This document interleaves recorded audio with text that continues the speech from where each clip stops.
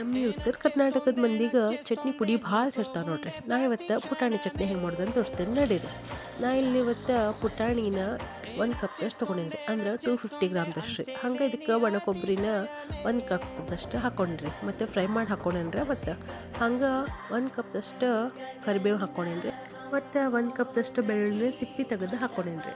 ಆಮೇಲೆ 3ರಿಂದ 4 ಸ್ಪೂನ್ನಷ್ಟು ಅಚ್ಚ ಖಾರದ ಪುಡಿನ ತೊಗೊಂಡೇನಿ ರೀ. ನಿಮ್ಗೆ ಖಾರ ಎಷ್ಟು ಬೇಕಷ್ಟು ನೋಡಿ ಹಾಕೋರಿ. ಮತ್ತು ಆಮೇಲೆ 2 ಸ್ಪೂನಷ್ಟು ಜೀರಿಗೆನ ಹಾಕ್ಕೊಂಡೇನಿ ರೀ. ನಾನಿಲ್ಲಿ ಉಪ್ಪನ್ನ ಕಲ್ಲುಪ್ಪು ಹಾಕ್ಕೊಂಡೇನಿ ರೀ. ನೀವು ಸಣ್ಣ ಉಪ್ಪಾದರೆ 2 ಸ್ಪೂನಷ್ಟು ಹಾಕೋರಿ. ನಾನಿಲ್ಲಿ ಕಲ್ಲುಪ್ಪು ಹಾಕ್ಕೊಂಡಿರೋದ್ರಿಂದ 1 ಸ್ಪೂನಷ್ಟು ಹಾಕ್ಕೊಂಡೇನಿ ರೀ. ಹಂಗೆ ನಾನಲ್ಲಿ ಸಿಹಿಗೋಸ್ಕರ ಸಕ್ರೆನೂ ಹಾಕ್ಕೊಂಡೇನಿ ರೀ 1 ಸ್ಪೂನಷ್ಟು. ನೋಡಿರಿ, ಈಗ ಮಿಕ್ಸಿ ಮಾಡ್ಕೊಂಡಿದ್ದಾತ ಸಣ್ಣದಾಗಿ ಫೈನಾಗಿ ಪೌಡ್ರ್ ಮಾಡ್ಕೊಂಬಂದೀನಿ. ಈ ಒಂದು ಬೌಲಿಗೆ ಹಾಕ್ಕೊಂಡು ಚೆನ್ನಾಗಿ ಮಿಕ್ಸ್ ಮಾಡ್ಕೊಂಡ್ರಿ. ಈ ಚಟ್ನಿ ಪುಡಿ ನೀವು ದೋಸೆ ಇಡ್ಲಿ ಜೊತೆಗೂ ಹಾಕ್ಕೊಂಡು ತಿನ್ಬೋದು ರೀ. ಮಸ್ತ್ ಆಕೈತೆ ನೋಡಿರಿ.